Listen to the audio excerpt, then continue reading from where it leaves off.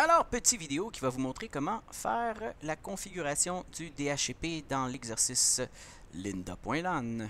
Alors, allons-y avec l'exercice, les directives suivantes. Information sur l'étendue du DHCP. Le nom de l'étendue, c'est ordinateur de bureau.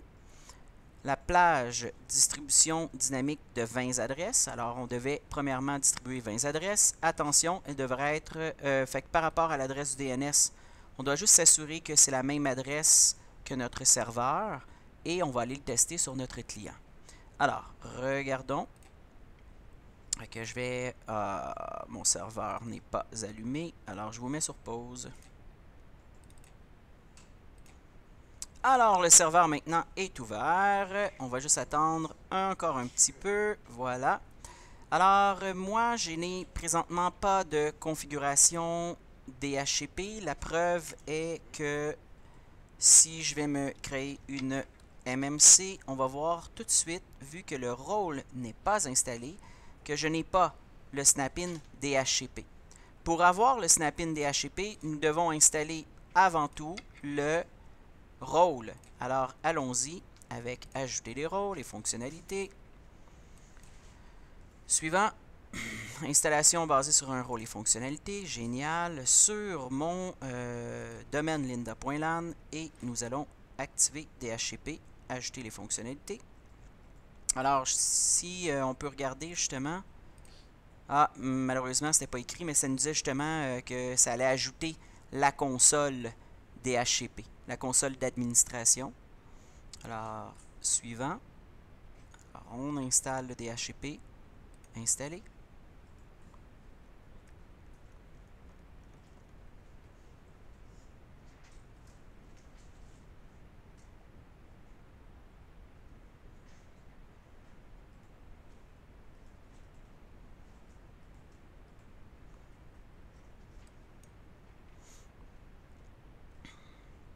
On va regarder ici, là, justement, il devrait le dire, là, installation des consoles d'administration. Qui va nous permettre justement, c'est l'installation du snap-in.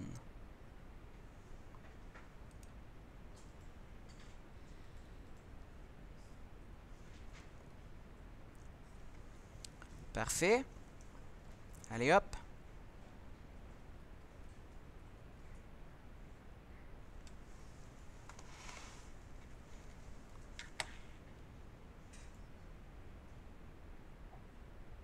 My God. On attend. Toujours attendre après les machines.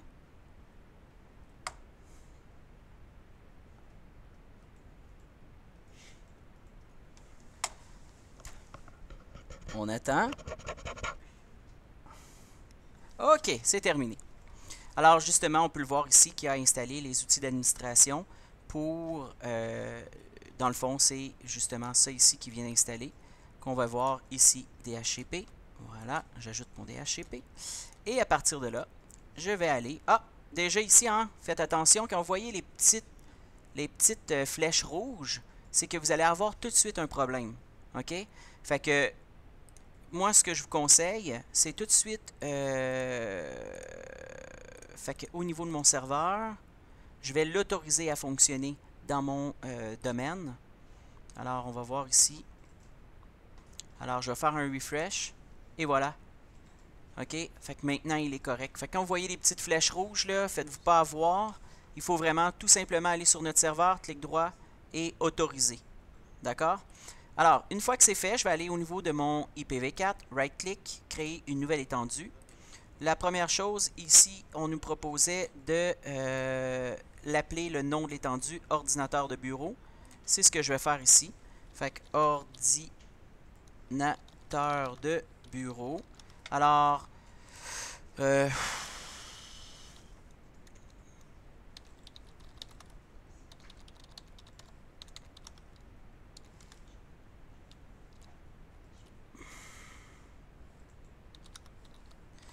c'est tout simplement pour se retrouver. Alors, on pourrait avoir plusieurs étendues, une pour le Wi-Fi, une pour les ordinateurs de bureau. J'avais déjà expliqué ça. Alors, par rapport à la plage d'adresse, si on regarde encore une fois par rapport à l'exercice, la plage, on demandait 20 adresses dynamiques. Alors, on va y aller avec mes 20 adresses dynamiques. Alors, 10, 20, 20, 30 et je vais y aller avec, exemple, la 100 et 10, 20, 30, attention, 119. Il faut faire attention parce que le début, hein, celle-là, elle compte pour 1. Fait que si on en voulait 20, ça allait jusqu'à 119. La longueur ici, si vous aviez regardé, nous étions, oui, c'est une classe A que nous avions mis en sous-réseau, sous-réseauté dans une classe C. Alors, on peut le voir tout de suite ici. Si je faisais un ipconfig, vous pouvez voir que moi, ce que j'utilisais, c'était 255.255.255.0. Alors, il est préférable d'aller placer un /24 hein, comme un classe C. Alors, on fait le sous-réseautage d'un classe A pour le réduire à 254 ordinateurs maximum. Suivant. Ici, ajout des exclusions. Aucune exclusion à apporter ici. Durée du bail, on nous demandait 10 jours, selon exercice, toujours. On parlait de 10 jours. Et par la suite, suivant. Oui, je veux configurer ces options maintenant. Oups, attendez. Ici, on nous disait, bon, est-ce que tu veux configurer les routeurs, les DNS, le WINS? Pour l'instant, on ne parlait pas de routeur, qui veut dire passerelle par défaut. D'accord? Suivant. Pour l'instant, pour ce qui est de mon DNS, très important de m'assurer que ici, c'est la même adresse que l'adresse de mon serveur, parce que c'est lui qui va faire la résolution du nom de linda.lan quand je vais faire la jonction à mon domaine. Suivant.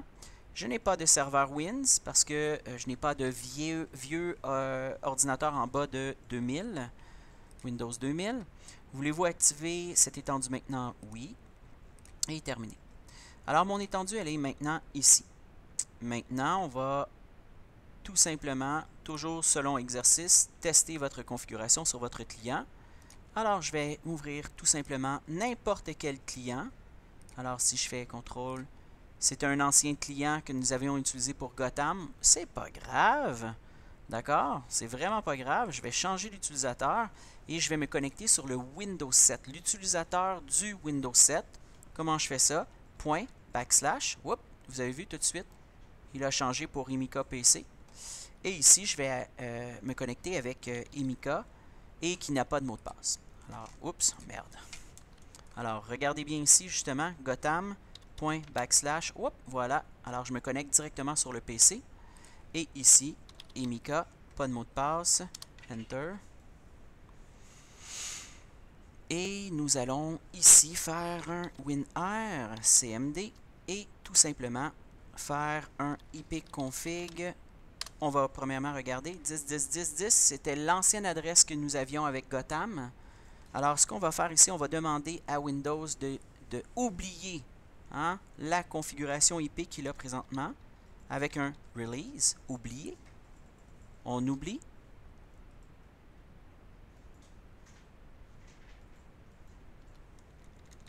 Ici, il vient de me dire que l'opération a échoué car aucune carte ne le statut autorisé pour cette opération. Alors, c'est quand même étrange. On va juste faire un renew. On a un petit problème réseau. Allons voir ce que c'est. Ce n'était pas prévu dans la vidéo, mais quand même intéressant. Tous problèmes sont très intéressants.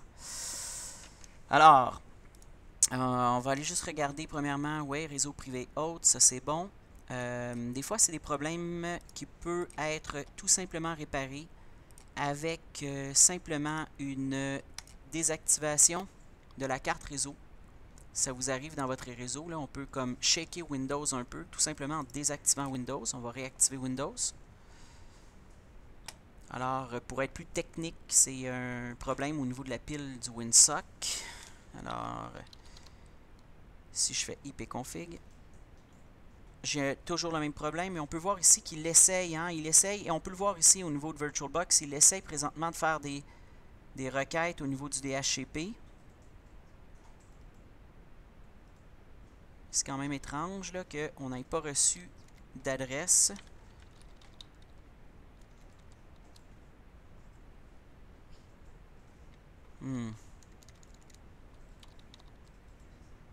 Oh oui, oui, oui, je dois être en statique. Effectivement, quelle erreur de débutant, Tommy. On ne dirait pas que ça fait que tu es un enseignant de réseau. Il y a un étudiant qui vient de me dire, mais Tommy, tu dois être statique.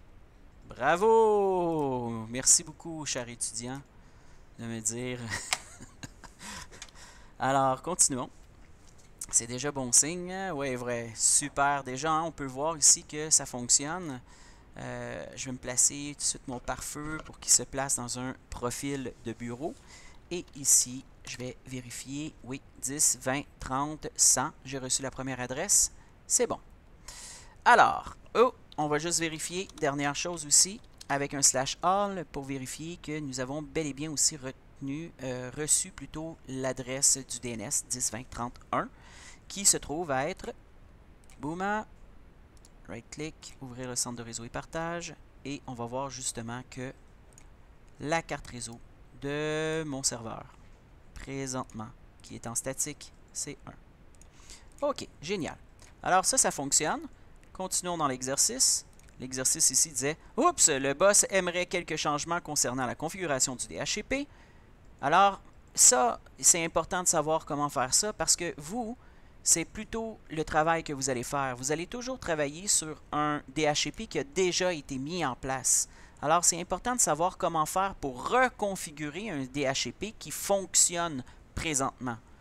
Alors, reconfigurer le bail à 2 jours. Comment on va faire ça? Même moi, je dois me rappeler comment faire. Alors, on va aller au niveau de mon étendue des ordinateurs de bureau. Right-click, propriété. Voilà. Tout de suite, on tombe right-click sur l'étendue. C'est la configuration, plutôt les propriétés de mon étendue qui se trouve à être... le bail se trouve à être une propriété de l'étendue que je vais descendre à tout simplement 2 jours. Je vais faire OK. Première chose. Deuxième chose. Changer la plage des adresses IP pour qu'elle distribue sans adresse IP. Alors, on y va avec sans adresse au lieu de 20. C'était à la même endroit. Alors, retournons dans notre serveur. Right-click, propriété. Et ici, facile. Et en passant, quelqu'un qui m'aurait mis 200, là, de 100 à 200, j'aurais accepté. Continuons. Fait que ça, c'est correct. Continuons avec la prochaine directive. Il aimerait avoir une réservation pour son imprimante matricielle.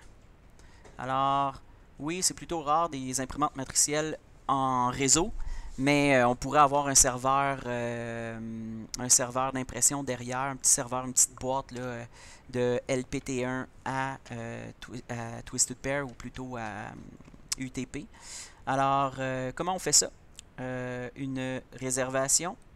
Alors, notre réservation pour l'imprimante, allons-y.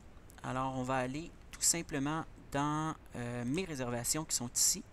Right-click, nouvelle réservation.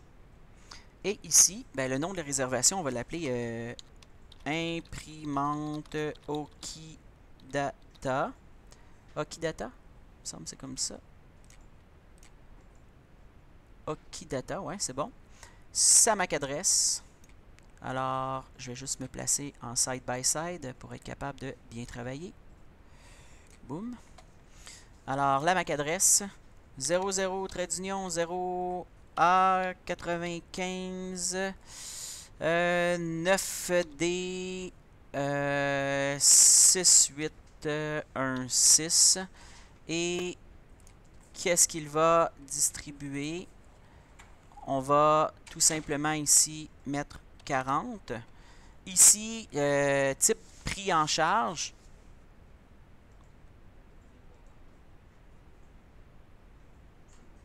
Ah oui, ok.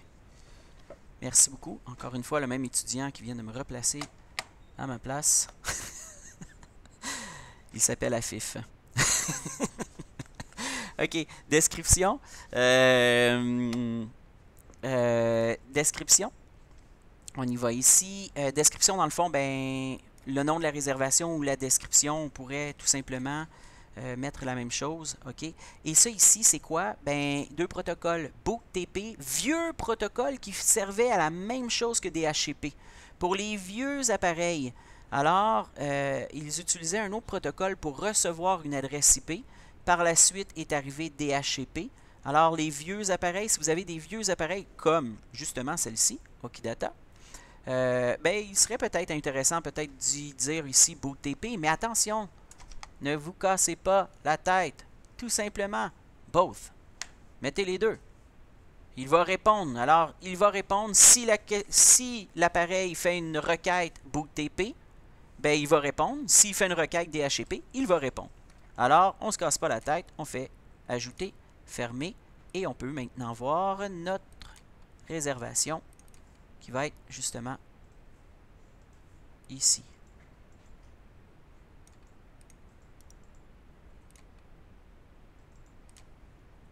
Voyons, où est ma réservation?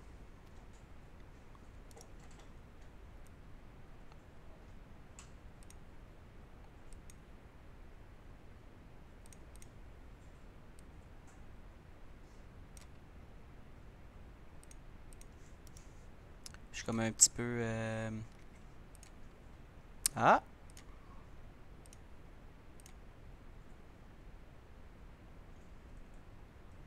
OK. On ne peut plus le rechanger après, par contre. Il faut faire attention. Pas grave, si, mettons, je me suis trompé dans la MAC adresse, tout simplement, juste recommencer le procédé de supprimer, right-click, et on peut tout simplement la recommencer. Je m'attendais à voir l'information au niveau de la MAC adresse. Malheureusement, je ne la vois pas. Y a-t-il une autre façon de faire pour voir la réservation? Non. OK. Encore une fois, pourquoi qu'on voit ça ici, configuration? C'est parce qu'on pourrait lui dire cette réservation-là, pour cet ordinateur-là, d'avoir une configuration différente au niveau du DNS, au niveau, on peut lui envoyer d'autres informations. Oui, son adresse IP, mais on va lui envoyer aussi peut-être des informations du serveur DNS ou routeur. Bon, ça c'est fait.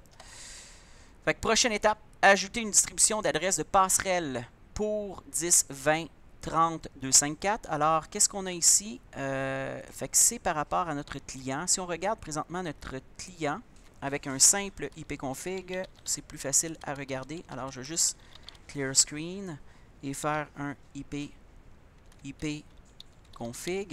Nous allons voir qu'ici, la passerelle, nous n'avons aucune information au niveau de la passerelle. Comment je peux faire pour envoyer une information de passerelle? Alors, allons-y. Je m'en vais au niveau de mes options d'étendue. Configurer les options. Routeur. Je coche le routeur parce que, ne pas oublier, vous avez eu vos cours de réseau, vous.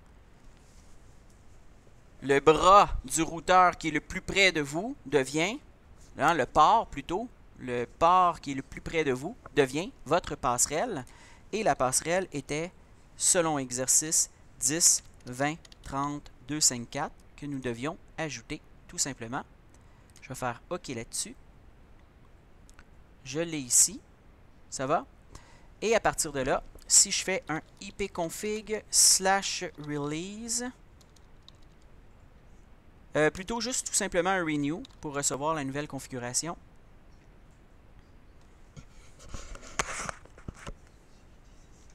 Voilà, j'ai maintenant reçu l'adresse de ma passerelle. Ça va? Génial! Si vous avez aimé, faites un pouce et likez ma vidéo et partagez.